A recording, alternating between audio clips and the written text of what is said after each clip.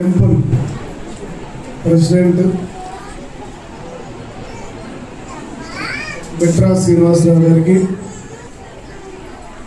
అలాగే వేదిక మీద ఉన్నటువంటి వీళ్ళంతా అతిరథ మహారాజులే. వీళ్ళు ఎవరు మామూలు మనుషులు కాదు.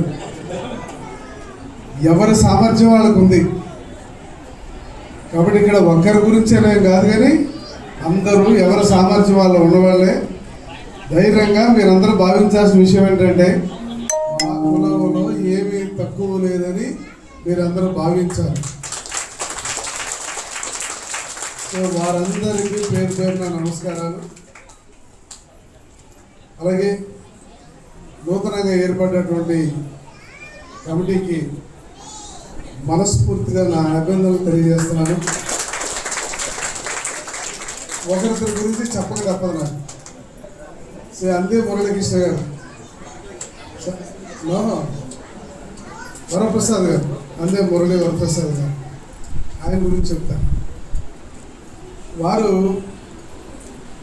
నన్ను తీసుకెళ్ళిపోయి టెలిస్కోప్లో ఖగోళం ఎలా ఉందో చూపిస్తానమ్మని తీసుకెళ్ళాడు.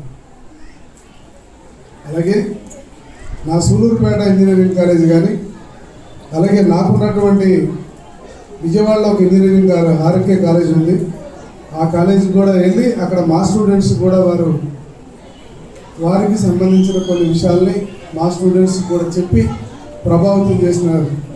అది మొన్న కూడా ఈ మంగళ ప్రయాణం అనేటువంటి దానికి కూడా గ్రంథాలయ చైర్మన్ ఒంగోలు నన్ను మా అందరినీ పిలిచి ఈ యొక్క బుక్ను కూడా నా చేతి మీదుగానే ఓపెన్ చేయించారు. మనం ఇక్కడ గమనించాల్సిన విషయం ఏంటంటే, మీరు పిల్లలు తల్లిదండ్రులు అందరూ ఉన్నారు కదా, ఒక్కొక్కరు ఏ స్టేజీలో ఉన్నారన్నది మనం గమనించాలి. సో వారు చెప్పినటువంటి పిల్లలందరూ గమనించాలి. పుట్టుకతో పేదవాడుగా పుట్టచ్చు, కానీ మరణించడం పేదవాడుగా మరణించకూడదని చెప్పారు. అలాంటి గొప్ప వ్యక్తి సావాసం చేశాడు అంది మురళీ వరప్రసాద్.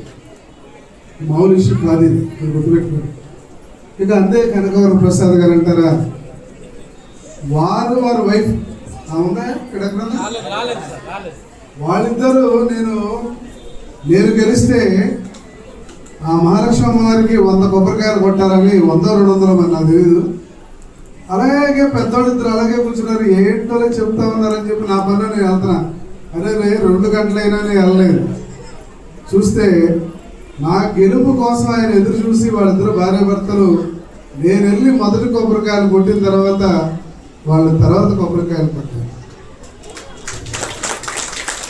అంటే ఇక్కడ గమనించాల్సిన విషయం ఏంటి, ఇక్కడ డాక్టర్స్ ఉన్నారు, మరి అలాగే మరి సిపిఎం నాయకుడు, ఆయన ఎప్పుడు పోరాట యోధుడే, మరి అలాగే రిటైర్డ్ జడ్జి గారు ఉన్నారు ఇక్కడ, మరి ఇంకొక గుడికి చైర్మన్ ఉన్నాడు. మరి అక్కల వారిని చూసామంటే మామూలు కూడా ఎంట పడతానే ఉన్నాడు కంటిన్యూగా. అలాగే మంచి ఒక ప్రిన్సిపాల్, మీరు ప్రిన్సిపాల్ గారు నాతో పాటు నా అడుగులు అడిగేసి నా గెలుపులో ప్రధాన పాత్ర పోషించినటువంటి అనేక మంది ఉన్నారు. వారికి ప్రత్యేకమైనటువంటి అభినందనలు, నమస్కారాలు.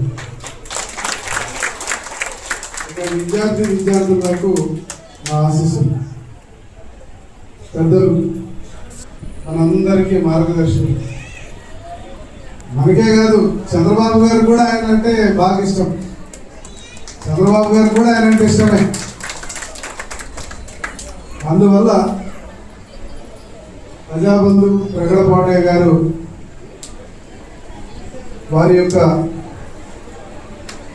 111వ జయంతి సందర్భంగా ఈరోజు రాష్ట్ర మంత్రి, చీఫ్ సెక్రటరీ సిసోడియా గారు, ప్రిన్సిపల్ సెక్రటరీ రేఖా మేడం గారు, అలాగే కలెక్టర్స్ అందరూ కూడా ఈరోజు చీరాలు వచ్చారు.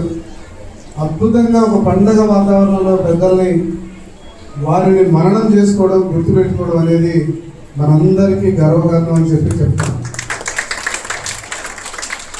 ఇది నా ద్వారా జరగడం కూడా నాకు చాలా సంతోషాన్ని వేసింది. నన్ను అడిగారు ఈరోజు మీటింగ్లో వాళ్ళు చెప్పారు, ప్రగడపాడే గారి గురించి మీ అభిప్రాయం ఏంటో, మంచి కార్యక్రమం చేయాలని చెప్పారు. మీ దగ్గర చేస్తే ఏంటన్నారు, చాలా ఆనందంగా చెప్పారు. ఎందుకంటే ఆయన 3 సార్లు ఎమ్మెల్యే, ఒకసారి ఎమ్మెల్యే అవడానికి నానా కష్టాలు ఉన్నాయి. 3 సార్లు ఎమ్మెల్యే, ఒకసారి ఎమ్మెల్సీ, రాజ్యసభ సభ్యుడు, చివరిగా రాజ్యసభ సభ్యుడిగా ఆయన చనిపోయారు. ఆయన 1915లో పుట్టి 1995లో మరణించేవారు. అంటే 80 సంవత్సరాల జీవితం. ఆయన జీవితం మనం ఇవాళ చెప్పుకుంటున్నాం, మన పిహెచ్డీ చేశారు, మన వాళ్ళందరూ చెప్తున్నారు కదా. ఆయన ఆ రోజుల్లోనే, అంటే అప్పటికి ఉంది బ్రిటిష్ పాలన ఉంది.